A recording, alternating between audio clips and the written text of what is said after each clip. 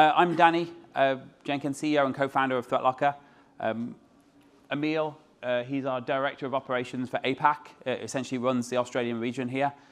We're here to talk about applying zero trust controls at the endpoint, what it actually means and what it takes. But before we begin, I'm going to put this badge down. I want to talk about why we exist as a company. So in 2014, I was mostly doing ethical hacking. And I got a call from an IT provider here in Australia. And they said that one of their clients had been hit by ransomware. Now, ransomware was pretty rare in 2014. And it was an insurance broker, 50 employees, so not huge. And he asked, could I help with the recovery? They'd paid $22,000 ransom, and they didn't get their data back.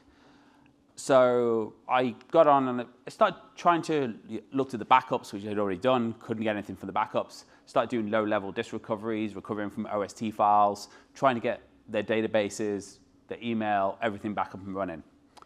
Now, at about a week into the recovery, the owner of the company, he's a 60-something-year-old man, he calls me, and he starts asking me, are we going to get back up and running?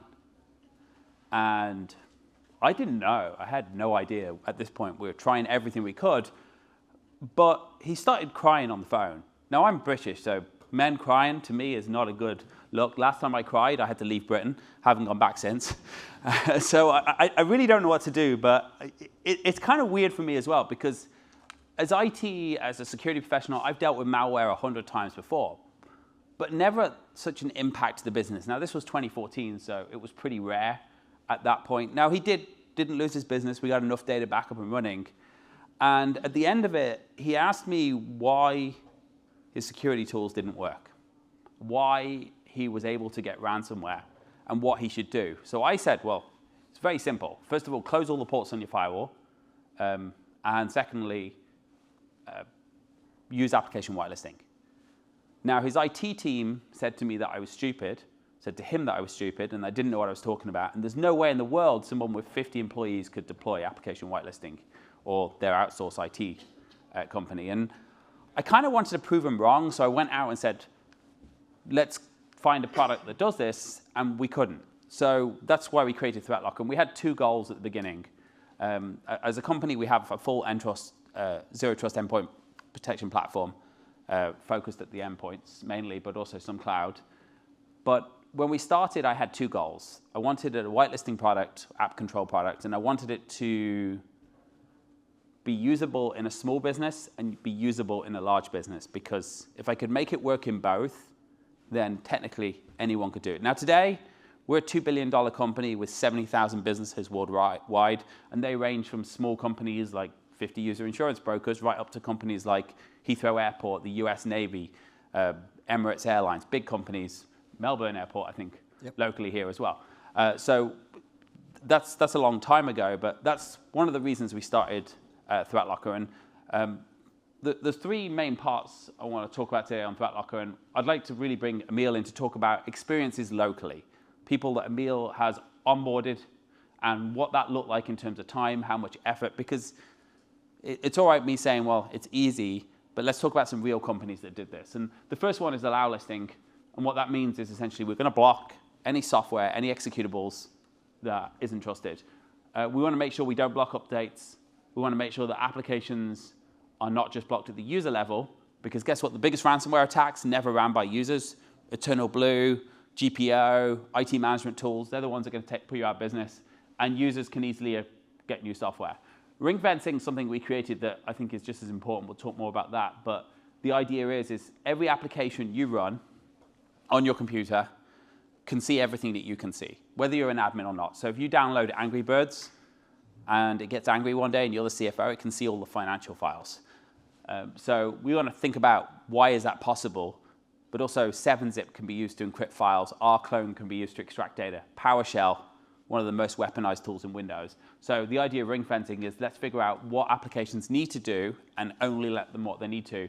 And then we combine it together with our EDR, but we think of an EDR, yes, to alert on indicators of compromise, but also to automatically respond and tighten the grip on a zero trust environment. So Emil, I'm going to hand over to you to talk about, now we've blanked out the names here, hopefully. Yeah. But if you can talk about these onboarding.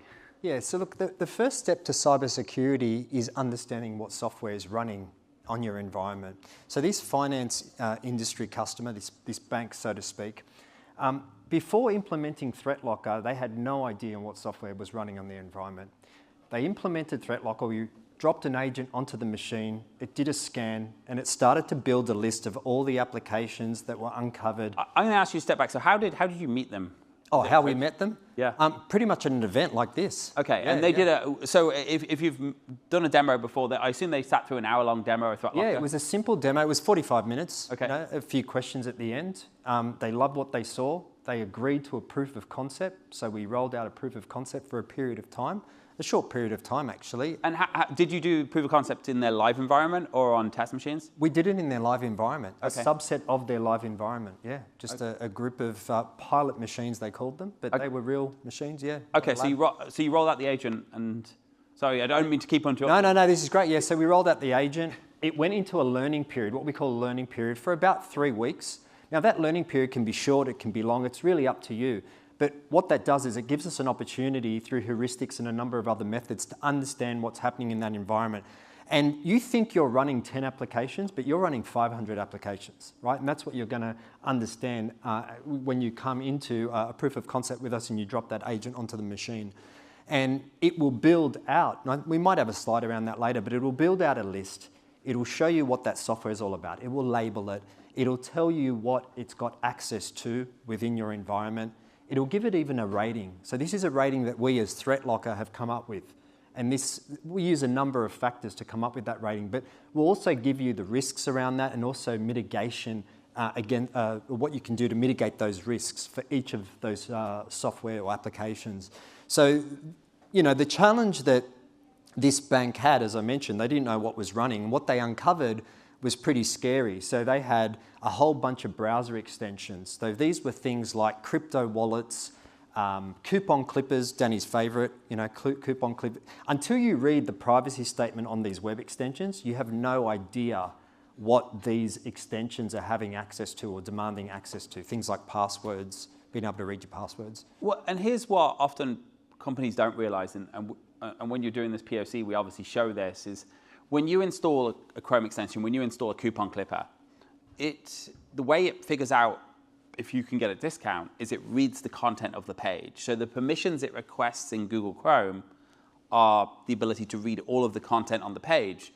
So if you log into your bank, it can read your bank statements. If you log into your email, it can see your email password because that password gets entered into a form on the page. Now, we're not suggesting that they always steal that data, but it starts coming down to, we have a coupon clipper that can see your data that was made in China. Maybe there's no business value in this tool, but there's a huge business risk in this tool. And it could be through vulnerability, or it could just be from malicious backdoors. Most attacks don't come from malicious backdoors. They normally come from just programmers that don't know how to securely write software. So when you add it in, it can now be a vulnerability for another website to exploit. Yeah, and then the other thing that they uncovered was remote access tools. So they had standardized on the likes of Intune and another remote monitoring and management tool. But what they uncovered, that users were downloading things like Real VNC, LogMe and Rescue, okay? And we're not saying that these are bad applications, but it probably can't go unnoticed that some of them have been, used in attacks in the past and noted as being used in attacks. Obviously, vendors can bounce back, build up the reputation again. So it's not a stab at vendors or anything like that. But the point is that unauthorized software is a big problem in organizations, right? Because typically when an IT department approves software, they go through a vetting process of that software. So when you've got sort of rogue employees downloading all sorts of software, especially something as risky as a remote access tool, which could effectively become a remote access Trojan, that can really spell disaster. Well, the other problem, we're seeing this more and more, even remote assist built into Windows. Yep. Attackers are gaining initial access by calling employees, pretending to be the IT manager, saying, hey, I need to fix a system problem. can you run remote assist, or can you run go to assist, or can you run TeamViewer? So when you find that these are on the machines, but also that they can run on the machines, it leaves a big hole. So you did the POC. Do you remember how many endpoints they deployed during the POC? It was around about 200. Okay. Yeah. So it was across multiple divisions as well. They wanted to get a good cross-pollination there of users. So not just complex or simple users, but a blend of both. Yeah. I'm assuming they shit themselves when they Oh, they saw their software report. yeah, look, and it's funny because I had one guy on that initial audit review, what we call an audit review, where we're starting to help them understand what we've uncovered. And the actual guy that was on the call with his superiors actually had a mouse jiggler as one of the tools that we uncovered during that. So he came up with all sorts of excuses as to why it was there. But yeah. Is he still there? He's still there, actually. Yeah. So how long did the POC take? Look, the POC itself probably took around about 6 to 8 weeks. Yeah, it wasn't quite long at all. And you'd think it would be for a bank and, having a number of devices. But the learning process is so easy with ThreatLocker. Now, obviously, you saw two parts of this. So during the POC, you were doing a call every week or every every week, yeah. Every week, yeah. And that was what, for an hour. For an every hour. week for an hour. And how much time were they spending outside of that call, based on your feedback? Look, admittedly, not too much. That was something that they actually came to every meeting saying, I haven't had too much time to spend on it. And that's quite okay, because one of our engineers will kind of look at things in the background, do a bit of a cleanup in readiness for the next call. So when that call came along, we utilised most of that time just to explain some things around what we uncovered, gave them that level of confidence to proceed further. Because allow list can sometimes be, a foreign form of security to a lot of organisations, but with ThreatLocker, we certainly gave them that peace of mind. So we found some remote access tools at the end of the POC that secured all 200 endpoints? Yeah, they secured all 200 endpoints. And after the POC, they assumed they had the confidence to roll out. And that was a few thousand? Yeah, to their entire fleet. It was 2,000 actually. 2,000 endpoints. Yeah. Okay. And what did that time take in terms of hours? Obviously, I mean, rolling out was simple because they just they programmed it. It used a script and it just rolled out. And then in terms of securing the remaining 2,000 endpoints, that was probably about another 6 to 8 weeks later on, because it was across other divisions, so that it was all dependent on how quick they rolled out. But we were able to secure quite quickly because that initial POC process established some form of blueprint to begin with, applications that were allowed, and so the additional rollout was quite easy. Yeah. Okay, so we're talking an hour, 2 hours a week for 10, 12 weeks. Yeah, exactly. And up to 3 months. Gone from zero to zero trust, at least at an application level. Yep, totally. You've got a government one here. Government's always slow, especially if it involves paperwork. It takes forever. Any government in here? I apologize. Yeah. I hate those red lines. So, normally we have a rule on any government clients or health insurance. We're going to spend more time on legal than we are on technology. We understand that. So let's talk about this one. Yeah, so we've got a few councils throughout Australia that are using ThreatLocker. This particular customer came to us through word of mouth, and they were using one of our competing solutions or competitor solutions out there. Obviously, I won't name it, but they had challenges with that solution. It was mainly around the way in which that competing solution allow listed or whitelisted the applications in their environment. So they then typically used signed certificates. Not that we can't do that, but we go well beyond that. The alternative is hash. So with us here at ThreatLocker, what they really relished in was the fact that we were able to customize application definitions based on a number of conditions that we would form a rule from: path, process. Well, let's think about that actually, because typically when you think about whitelisting software, you think about, I'm going to have a path, a process, a certificate, a hash, a min size, a max size, different variables like this. One of the challenges is, and this is one of the challenges we found when we started ThreatLocker, was applications that update. Microsoft doesn't even sign PowerShell. So when you look at the binary, it's not signed. And they update that every month on their Windows update cycle. So what happens is when you're trying to whitelist applications, you're saying, I'm going to whitelist this hash, or I've got to whitelist the whole folder. Now, when you whitelist the folder, you're basically putting a big hole in the environment. One of the things that ThreatLocker did early on is we recognized that we need to make sure that updates aren't blocked without putting gaping security holes in the solution. So we have this concept of application definitions too. We call them built-in apps internally. I think we're at 10,200 built-in apps right now. And basically everything from Office to Chrome to Zoom to Visual Studio to SQL Server to Windows updates, we have these definitions pre-built. And someone in ThreatLocker, or actually ThreatLocker's biggest department is 120 people, I think, do nothing but track those updates. So the moment there's a new version of Windows, we get those patches more often than not before they're released publicly, or if not before, immediately. And you've got a policy for Chrome. We now add those hashes to the new version of Chrome, so you don't have to think about that update being blocked. The worst thing is you've got Zoom running and then Zoom stops running a week later. You don't have to worry about that with those built-in apps. But then also, where we don't have built-in apps, you have the ability to do those customizations. Yeah. And that's what they needed effectively. They wanted to move away from just signing certificates and sort of blanket permitting applications. They needed that flexibility. So that was the main driver for this particular customer. Plus, as I said, they'd mentioned they'd had a real good news story from their friendly, council relatives. So yeah, that was a really good outcome there. One of the other things that we often find, and talk to me about your experience with this, is during the onboarding. So the first thing we're trying to do is figure out what software you have, and we want to draw a line in the sand. And the reason quite often, I find myself talking people off the ledge, because what will happen is you'll get on the call, they'll find there's 50 games in their environment, and they start saying, block that, block that, block that. And I know that some of this is politics.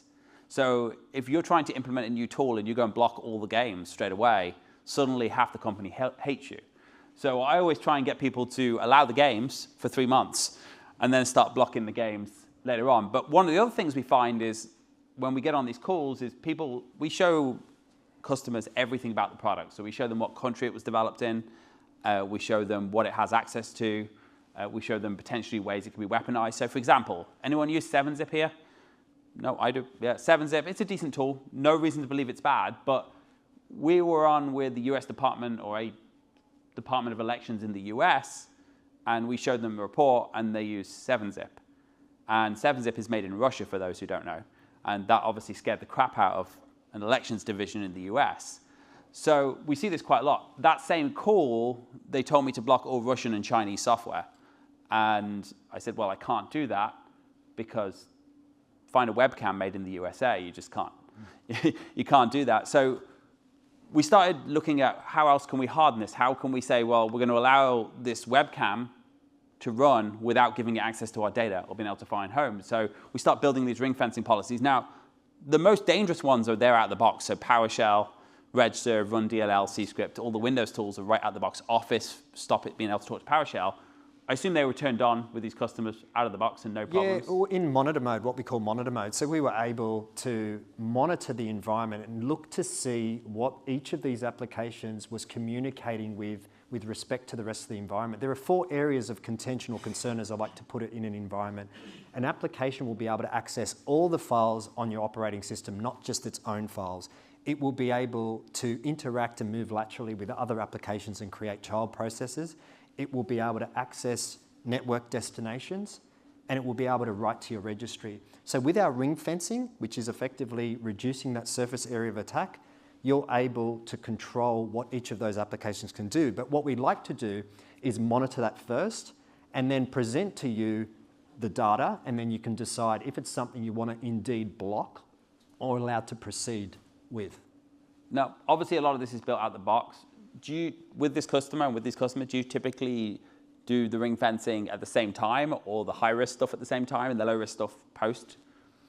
It depends on the client, but generally I do it at the same time. Okay. Right? At the same time, just out of the box, straight away, we give you a handful of policies that are ring-fenced already and gives the client the understanding of the level of protection it's going to introduce to your environment, and then they've got that knowledge and confidence to decide what to then ring fence next. Okay, so we had 1,200 devices here.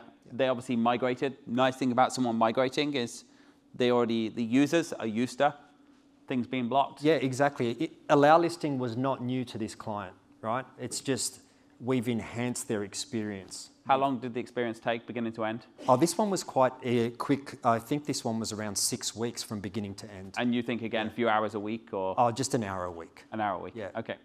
Yeah. School. Yeah, so... Who's worse, teachers or students? Students. Really? Definitely students. Oh, I see, I disagree with that. I have an experience with a school and it was always the teachers, but that was a preschool. Maybe it depends on, they get older, they get worse. So this was kindergarten to year 12. It was a mix of school-issued devices and BYOD devices. And what this school needed was a superior digital learning environment, and what they got was the opposite. They were constantly firefighting. And what they discovered is they deployed an agent onto the machines, both school issued and BYOD, and they discovered a whole range of applications that were being run from. So they were bypassing web filters, and they were downloading whatever they wanted. Unauthorized browsers were being used, Tor, a whole heap of different browsers, VPN extensions, and of course games. Right? Like these are beings that have sort of got their first computer and they're all excited, they want to run games and commandeer and use that machine any way they can. Their IT team had a huge struggle on their hands. How do they return productivity to the classroom? So again, we were able to help them identify all of these applications and then put in place restrictions on how and when they can use them. And one of the other things that we started to do was implement policy schedules. So with policy schedules, you're able to time when you would like that application to be blocked and when you would otherwise like it to be permitted. So for the likes of applications like Spotify, they weren't able to use it during school hours, but after 4 p.m., it would be able to run through till 8 a.m. the next morning, and they loved that. Okay, and again, how long did this take to deploy? This one was around about 1,200 devices, or a little bit more. They started off initially with staff computers, which was around about 150 complete computers, not just for teachers, but also other machines like servers and things like that as well. This one probably from start to finish took a little bit longer. It was probably about 10 weeks with this. Okay. Yeah, because there was a lot of dynamic things going on, faculties, curriculums, that sort of thing. And again, your weekly investment? It's always an hour. It really is, yeah, an hour a week. And that's really important. One of the things we do is walk you through every process. You get assigned an engineer to your account. Generally speaking, for the first 8, 10, 12 weeks, depends on how many endpoints and how long it takes. You'll do a call once a week, and then it will go down to once every month or 2 weeks. If you've got 100,000 endpoints, we're probably going to stay on a weekly schedule just to make sure for a while you're not doing anything wrong. Yeah, the heavy lifting's in the agent itself. It does all the heavy lifting. So really, these numbers might fluctuate, but the process is the same. Okay, from an application point of view, the most important things you can do, first of all, know what you're running in your environment. 7-zip, remote access tools, PowerShell can all be used and weaponized against you. If you don't know what you're running, then you have no idea of the damage it can cause. Block what you don't want to run. Start off by drawing a line in the sand, know what you have, and then start pulling back and saying these tools shouldn't be in our environment. But also prevent applications talking to each other. Microsoft Office needs to run. PowerShell needs to run. Office does not need to talk to PowerShell. And the thing with ring fencing is it's not going to upset your users when you prevent them from accessing another application from within an existing app, but it is going to upset attackers.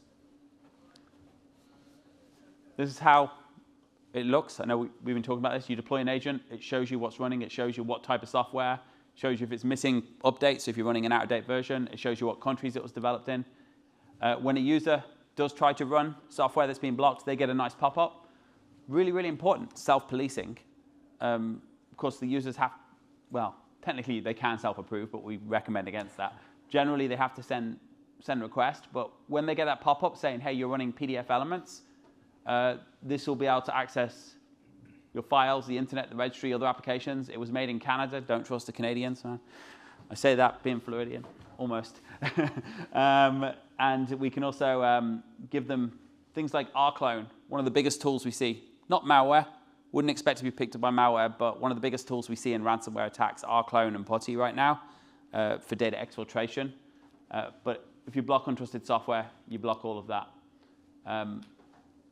We have built-in policies out the box. So you don't have to think about, does Office need to talk to PowerShell? Office doesn't need to talk to PowerShell, but Office Updater and Office Installer does need to talk to PowerShell. ThreatLocker takes care of that for you. We've got millions and millions of endpoints, so we know what the applications need to do. We build those policies based on that data. So when you implement allow listing, and attackers realize they can't use those tools that you've blocked, what they do is they turn to living off the land. And that's predominantly where ring fencing is going to help you prevent those sorts of attacks. Now, we've got a few minutes. Obviously, talked about application and allow listing and ring fencing, but other areas ThreatLocker can help you. Take away admin permissions with our elevation control. You can check a box and let a single application run as an admin. What's really cool about this, someone requests a new application, you know they need to be an admin to install that application. You don't want to have to log in, put your password in. You hit approve. For the next 2 hours, you can run it as an admin, so you can get through the installer without calling me. It takes 60 seconds. You do it from your phone. You do it from the computer. If you want to test it first, we have a VDI testing environment. That whole approval process is 60 seconds. Storage control? Yeah, storage control is where you can limit and restrict what it is in terms of folders, repositories, even file types in terms of being accessed throughout your environment. So if you want to help with your DLP strategy, you want to block access to USB storage devices, only allow specific devices by serial number, you can achieve that sort of thing. If you're running virtual machines, what I would advise to do is block VHD files from being accessed from any other application except for Hyper-V or those remote virtual machine programs. That's just a taste of what we can do with storage control. We can block access to macro file types from being read or saved in your environment. There's a raft of things that we can do with storage control to help you on that journey. And that gets really cool. We'll talk more in a moment about how that integrates with Detect. But yep. Network control, 2 ways someone's getting in your environment. Everything else in security is your backup plan. They're going to run software, or you've got an open port. Open VPN, open RDP port, open SharePoint server with the vulnerability. They're the 2 ways someone's getting into your environment. Network control lets you, it's a host-based firewall, it's log in all inbound and outbound traffic in your environment. Actually, storage control logs all file activity. Someone's at home copying things to USB drives, you can see that. Yep. With network control, it's logging all inbound and outbound. It's blocking those ports, but you can also do something called dynamic ACLs. According to Microsoft, and I'm very suspicious about statistics because anyone ever notice all cybersecurity stats are between 70 and 90%? According to Microsoft, 70% of ransomware attacks involved remote encryption, which means someone from an untrusted device connected to your server and encrypt its file. Whether it's accurate, I don't know. Definitely does exist, though. With storage control, you can actually say SMB ports are closed, RDP ports are closed, except from the IT laptops. When you try and connect, even from the same DHCP, you do a port scan from someone else's laptop, can't see a single port. You connect from yours, it connects back to your laptop, authenticates you, and then opens the port. And this is really, really important because you can do this on the web, you can do this on the LAN as well. And I know with Detect, we have a full EDR. Yeah. Now, what's particularly nice about the EDR platform is it's going to monitor for indicators of compromise like every other EDR. It will integrate with our MDR, so we can send alerts, and 24 hours a day we can respond to those alerts. But you can also automate responses. 2-3 years ago, if someone got on your server, someone got on your network, you were talking about 2 to 3 days at best before they started trying to encrypt files or steal data. Last weekend, we have a client, RDP open on the internet. Our clients aren't always the smartest people still. Someone got onto their server. They have our MDR. They tried to run our clone to exfil data 7 minutes after initial access. Now, they were shut down. They were blocked out because they had MDR. 7 minutes. With our EDR, you can automate responses. And that response could be, think about this, you're an attacker on a server. What's the first thing you want to do? IP scan. What's the first thing IT guys do when they take over a new network? IP scan. Are you an attacker? Are you an IT guy? Nobody knows. What you've got is an indicator of compromise there, not enough to take a server offline. But with ThreatLocker EDR, you can automate responses. So for example, you can say in the event that the threat score goes above 250, I want to automatically block all admin tools until somebody looks at it in the SOC. So if you're an attacker on a server and you no longer have access to PowerShell, command prompt, registry editor, maybe even web browsers, you can automate it. But you can also automate storage control. So you might say, if a user copies 5 files to a USB drive, that's OK. If they copy 50, let's shut their USB access off until someone's actually looked at that, because that might be mass data exfiltration. Same with browsers. I know we've got some other things. Configuration Manager. Yeah, so Configuration Manager is a great alternative to GPO or Intune level policies. So there's a bunch of out-of-the-box policies that we can give you to help control your environment from a registry perspective. So you can even do things like block the use of downloaded Office macros, or maybe even allow digitally signed macros as well. So there's a bunch of great policies there for you to leverage, and we'll reinforce every couple minutes there to make sure that you stay protected. We are out of time. There's a bunch of other stuff that Threat Locker can help you with. I hope you guys come by our booth, book a demo. It's 45 minutes. I promise it won't be a waste of your time. The last thing I'll talk about is our defense against configuration. We all know what Essential 8 is here. When you deploy our agent on your trial, you're going to get a free report. We're going to check 170 tests on your endpoints, not just Threat Locker tests, but security tests. Do you have lock policies? Do you disable macros? And we're going to tell you what to do. We're going to show you what Essential 8 or what NIST or what ISO you don't meet. So defense against configuration, it's a really cool free plugin on all of our modules, shows you everything that's wrong with your configuration, and it'll align with Essential 8. We're going to be at our booth if anyone's got any questions, but thank you very much for your time, everybody. Thank you. Thank you, Emil.